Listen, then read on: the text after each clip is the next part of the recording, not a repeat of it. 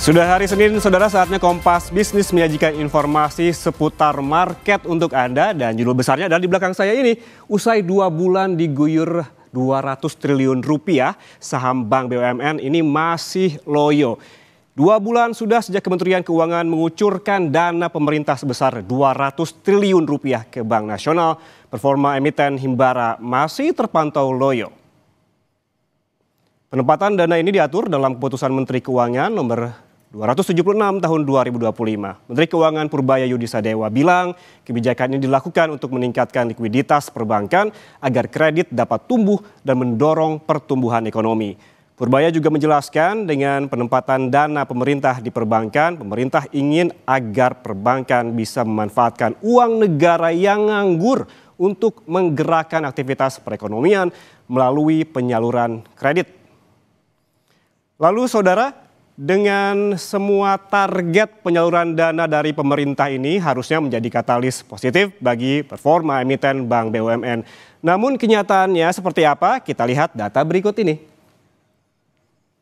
Nah, ini dia, ini ada porsi dana ke Bank BUMN. Sebelum kita beranjak ke performa emiten Himbara, kita bahas dulu porsi dana di perbankan. Dana pemerintah sebesar 200 triliun rupiah ini disalurkan ke 5 bank milik pemerintah, yaitu Bank Mandiri, BRI, BNI, BTN, dan juga BSI. Adapun porsinya karena Bank Mandiri dan juga BRI ini dan juga termasuk BNI, termasuk kategori bank berdasarkan modal inti atau KBMI 4. Ketiganya mendapatkan kucuran dana masing-masing sebesar 55 triliun rupiah. Kemudian ada juga BTN, di mana di sini BTN masuk KBMI 3, maka mendapatkan porsi lebih sedikit, yakni sebesar 25 triliun rupiah. Demikian juga dengan BSI yang mendapatkan kucuran dana paling sedikit, yaitu 10 triliun rupiah. Lalu saudara, pertanyaannya, apakah dana yang dikucurkan ke masing-masing bank oleh pemerintah sudah diserap dengan baik? Kita ulas di data berikutnya untuk Anda. Nah, ini dia serapan dana ke Bank BUMN. Seperti yang dipaparkan Kementerian Keuangan hingga 22 Oktober 2025, tercatat dari total 200 triliun rupiah penempatan dana pemerintah, Bank Mandiri dan juga BRI telah menyerap 100% biaya yang disalurkan, yaitu masing-masing sebesar 55 triliun rupiah. Sementara saudara, BNI ini terpantau baru berhasil menyerap 68% dan BTN ini dengan serapan yang paling kecil, yaitu 41%. Dan terakhir ada BSI di 99% serapan. Sehingga apabila ditotalkan, jumlah realisasi penyaluran dana tersebut mencapai 84% atau 167,6 triliun rupiah. Lalu saudara, seperti pertanyaan di awal, apakah penyaluran dana 200 triliun dari pemerintah betul-betul menjadi katalis positif bagi emiten Himbara di pasar saham? Jawabannya ada di data berikutnya.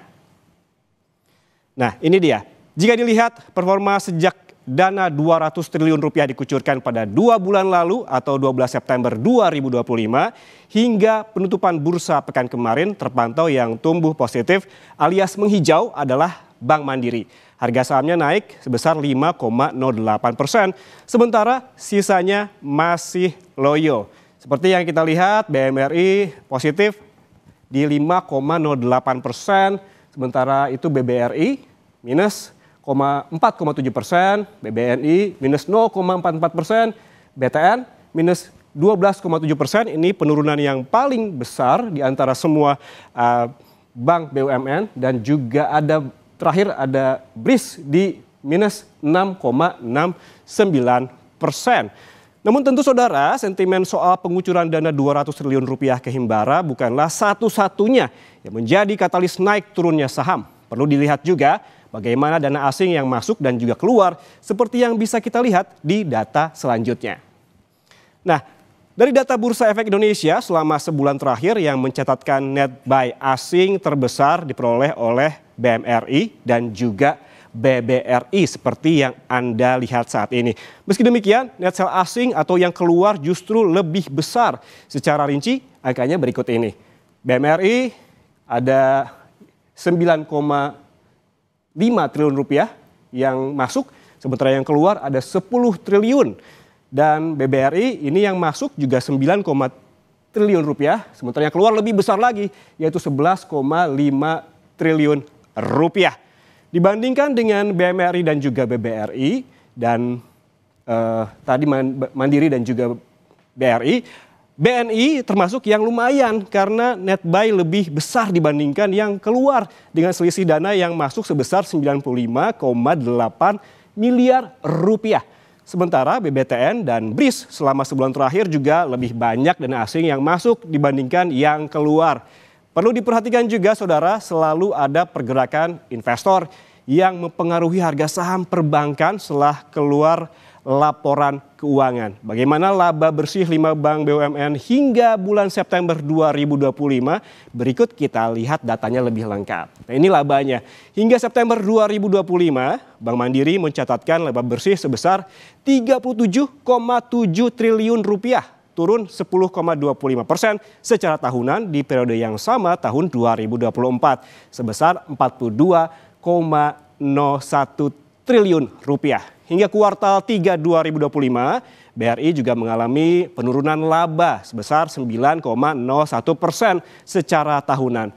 BRI mencetak laba 41,23 triliun rupiah tahun lalu di periode yang sama sebesar 45,36 triliun rupiah.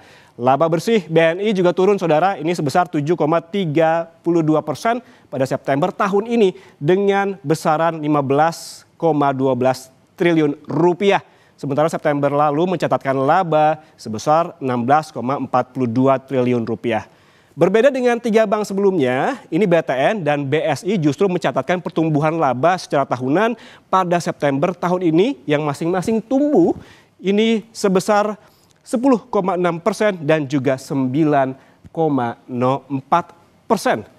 Dan saudara, apalagi sentimen yang membuat emiten Himbara di pasar saham Indonesia masih loyo? Apa penyebabnya? Dan apakah ini saatnya borong atau tahan dulu? Susah jeda, Kompas Bisnis akan kembali untuk Anda. Saudara, soal saham Bank BUMN yang masih loyo, kita bahas dengan Praska Putrianto, CEO Advisor Provina Visindo untuk membahas kinerja saham Bank BUMN lebih lengkap lagi. Mas Praska, selamat pagi. Ya, selamat pagi. Ya. Mas Praska, ini mengapa ya kebanyakan saham perbankan ini masih loyo padahal terpantau IHSG sudah menyentuh all time high pada pekan lalu? Ya, baik. Jadi kalau kita lihat kinerja saham perbankan itu relatif bisa dikatakan masih wait and see ya secara pergerakan. Karena kalau kita lihat kan sini kan rilis data kinerjanya per kuartal 3 ini mayoritas mengalami perlambatan. Contoh misalnya Bank Mandiri, Bank BRI, dan juga Bank BNI ya, itu sama-sama mencatatkan perlambatan pertumbuhan penjualan dan namun mengalami penurunan pencatatan laba ya. Jadi laba operasional maupun laba bersih mengalami penurunan dibanding periode sama tahun lalu. Nah, meskipun demikian, harga saham dari bank-bank persero tersebut, bank BUMN setelah sentimen diguyur likuiditas ya dari Menteri Keuangan, itu saham-saham Bank Himbara mulai melonjak ya di antara seperti BRI, Mandiri ya dan juga BBNI itu dalam 1 bulan terakhir sudah mencatatkan kinerja bahkan di atas 5%, bahkan kalau kita bicara BNI dan Bank Mandiri naik lebih dari 10%, seperti itu. Nah, jadi saham perbankan yang masih loyo ini menurut saya secara kumulatif memang tampaknya belum terlalu terangkat ya. Nah, jadi membuat bisa dikatakan untuk kinerja ke depannya saham perbankan ini berpeluang untuk kembali naik karena secara valuasi dan juga secara prospek kinerja dengan sentimen rilis likuiditas tersebut sekitar 200 triliun yang serapannya sudah hampir 100% ya kalau kita bicara di Mandiri dan BRI, itu membuat prospek kinerjanya akan kembali meningkat di akhir tahun ini. Oke, selain Bank Mandiri, bank Himbara lainnya juga ini terpantau selama 2 bulan terakhir ini minus begitu di pasar saham. Mungkin ini bisa ditayangkan grafisnya terkait dengan performa kinerja saham BUMN selama 2 bulan terakhir. Terpantau begitu Bank Mandiri selama 2 bulan ini positif ataupun bertumbuh begitu sebesar 5%-an lebih begitu. Menurut Anda apakah uang ataupun dana pemerintah sebesar 200 triliun yang telah dikucurkan ke Bank BUMN ini menjadi katalis positif yang kuat untuk mengerek saham, atau sebaliknya karena memang hingga saat ini terpantau masih loyo. Kemudian apabila demikian, sebetulnya sentimen apa saja yang mempengaruhinya? Baik, jadi kalau saya melihat ya, memang katalis pertama yang membuat saham-saham Bank Himbara, contohnya misalnya BRI Mandiri ya, dan BNI itu melonjak tentu saja karena guyuran likuiditas tersebut dari sebesar 200 triliun. Hmm. Namun sedikit melambat karena rilis kinerjanya yang kurang memuaskan menurut saya. Oke, Jadi masih mengalami perlambatan. Tapi yang menjadi katalis positif adalah kita melihat cara data makro dulu ya. Data pertumbuhan penyaluran kredit atau loan growth kita itu tampak mulai membaik. Dari Juli yang mentok di sekitar 7%, sekarang di September sudah mulai 7,7. Dan kalau tidak salah berbarengan dengan persetujuan pencairan untuk likuiditas tersebut di bulan September. Jadi harapannya di bulan Oktober sampai Desember nanti di akhir tahun ini harusnya dengan adanya kucuran likuiditas tersebut yang difokuskan pada bank-bank himbara ya, yang diharapkan menjadi motor penggerak pertumbuhan kredit, itu bisa meningkatkan performa emitennya yang mana sampai rilis per Q3 masih kurang bagus. Jadi otomatis nanti dampaknya ke depan adalah ke arah kinerja oke. harga saham yang harusnya bisa mengalami window dressing di nanti bulan Desember seperti itu. Oke. Oke, seperti yang tadi Mas Praska sebutkan ataupun bahas terkait dengan laporan keuangan yang sudah dirilis di kuartal ketiga terkait dengan laba Bank BUMN hingga September, ini juga turun secara tahunan kecuali BTN dan juga BSI. Apakah ini menurut Anda menjadi katalis utama terkait dengan kinerja saham Bank BUMN di pasar saham? Ya, jadi kalau saya lihat sebenarnya positif positifnya catatan laba dari BTN dan BRIS ini memang menjadi harapan jangka pendek ya, karena kalau kita bicara bank-bank seperti BTN dan juga BRIS ini kan masih relatif secara kinerja itu masih sideways ya kalau saya bilang Hmm. ya, dari dalam jangka pendek menengah seperti itu, sehingga dengan positifnya catatan di kuartal 2 dan 3 ini bisa mendorong kenaikan harga saham dari BTN dan juga BRIS itu sendiri, yang mana kalau BRIS ini bahkan secara year to date pun masih negatif ya. Tetapi kalau BBTN sepanjang year to date itu sudah positif, bahkan yang dari 5 bank himbara termasuk BRIS ya, itu cuma BBTN dan BBNI yang secara year to date sudah positif, sementara BBRI, Bank Mandiri dan BRIS masih negatif seperti itu. Oke, melihat trennya secara year to date dan juga banyaknya katalis termasuk katalis positif dan juga negatif, menurut Anda saat ini harga saham Bank Himbara di market begitu, menurut Anda bagi investor saatnya untuk borong atau justru tahan dulu? Buat saya masih optimis waktunya untuk memborong. Kenapa? Karena satu, catatan saya dari investor asing sudah mulai melirik, banyak mencatatkan net buy ya. Sebagai contoh, kalau dari catatan saya ini, kita bicara Bank BRI pun sudah dalam sekitar 1 minggu terakhir tuh sudah tercatat surplus net buy asing ya. Demikian juga untuk kita bicara Bank Mandiri sudah net buy asing sekitar 1 minggu terakhir 318 miliar ya di pasar Hmm. reguler. Artinya sudah mulai ada nih fund flow asing, termasuk juga tentu ke bank-bank lainnya, nggak cuma pada Bank Himbara ya, misalnya BBCA dan bank-bank swasta yang cukup besar lainnya. Artinya outlook positif buat sektor perbankan sudah meningkat. Tapi dengan adanya peningkatan tadi kucuran likuiditas difokuskan pada Bank Himbara, tentu saja ini menjadi menurut saya cukup seksi ya ke prospek ke depannya di tengah valuasi yang masih menarik. Contoh misalnya BNI, BRI, ya kan, dan Bank Mandiri ini masih atraktif, masih single digit PE ratio Mhm. dan juga prospek kinerja yang bagus, sehingga waktunya buat saya tuh untuk bisa mengakumulasi serta dividen yield dan juga masih atraktif, kira-kira seperti itu. Oke, kalau kita melihat, bisa dijelaskan lebih detail Mas Praska terkait dengan key statistik dan juga fundamental dari masing-masing bank BUMN? Ya, baik. Jadi kalau kita mulai dulu dari bank ini ya, BNI ya. Dari bank BNI sendiri memang secara performance-nya tadi ya, itu kan masih mencatatkan perlambatan per Q3. Namun hal ini menurut saya sudah terefleksi dari koreksi harga saham Bank Persero kemarin ya, yang sampai cukup dalam ya, rata-rata di atas lebih dari 20% kalau saya hitung dari titik tertinggi ya, seperti itu.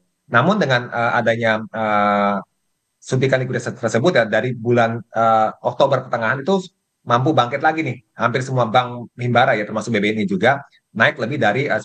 Contoh kalau BBNI dari 3.800 sampai 4.500 dan itu masih ada peluang kenaikan. Dan secara statistik tadi namanya valuasi istilahnya, Bank BNI itu masih single digit PE ratio masih sekitar 8,24 kali dan book value masih price to book value masih sekitar 0,97 kali. Artinya secara daya tarik valuasi masih menarik, secara fundamental dan juga cara kinerja harga saham masih belum banyak terapresiasi. Demikian juga kalau saya lanjut kepada Bank BRI ya, Bank BRI juga sama kondisinya seperti Bank BNI dan juga Bank Mandiri ya, di mana per atau 2 dan 3 ini mengalami perlambatan. Tapi tetap secara valuasi juga masih positif, di mana Bank Mandiri PE ratio masih sekitar 7,7 kali, ya kan, dan juga harga sahamnya pun masih bisa dikatakan belum mencatat kinerja positif ya sepanjang year to date. Artinya masih bahkan minusnya paling dalam Bank Mandiri ini, minus 16%. Artinya ada peluang kenaikan lebih lanjut daripada Bank Mandiri sendiri. Plus tadi Bank BRI yang terakhir, menurut saya di sini juga secara year to date kan juga masih minus ya 2,45%, dan valuasi juga masih cukup relatif atraktif meskipun sudah tidak single digit lagi, tapi masih sekitar 10 kalian. Artinya kalau kita compare dengan performa rata-rata jangka panjang, Bank BRI ini masih menarik dan juga dividen yieldnya yang cukup tinggi di atas apa namanya 5%. Jadi ada Bank Mandiri, Bank BRI itu dua saham Bank Himbara yang mempunyai dividen yield statistiknya yang cukup atraktif yaitu di atas 5%. Bahkan terakhir kalau tidak salah Oke, saya lihat di sini Bank BRI masih di atas sekitar 9% untuk 8,5% oke, untuk oke. dividen yield ya. Mas Praska, terakhir singkat saja, Ya, hingga akhir tahun ya. bagaimana proyeksi Anda terhadap harga saham Bank BUMN? Apakah berpotensi naik seiring dengan target Menteri Keuangan agar IHSG to the moon ke 9.000? Ya, baik. Dari saya sendiri, saya masih optimis Bank Himbara masih berpeluang naik ya. Di antaranya kalau kita bicara Bank BNI, masih ada peluang untuk bisa sampai kembali kepada level 5.000. Sementara kalau Bank Mandiri, ada peluang masih bisa kembali ke tutup gap di level 5.500-an. Sementara kalau untuk saham BBRI ya, di sini masih ada peluang untuk kembali ke level resisten sebelumnya di level 4.400-an. Artinya masih ada peluang-peluang kenaikan lanjutan dalam jangka pendek ini yang bisa menopang IHSG pada akhirnya membuat IHSG ini bisa paling nggak tutup di all new time high lagi. Kira-kira seperti itu. Oke, berarti ruang tumbuh bagi saham-saham Bank BUMN ini masih ada begitu ya, sehingga memang seperti Mas Ya, Praska bilang tadi, apabila ingin borong juga memang masih menarik begitu meskipun valuasi ataupun ada perlambatan begitu dan secara statistik juga terbilang masih menarik begitu ya. Terima kasih ya. Praska Putrantio, CEO Advisor Provina Yusindo atas waktunya bersama kami di Kompas Bisnis. Sehat selalu. Terima kasih. Selamat pagi.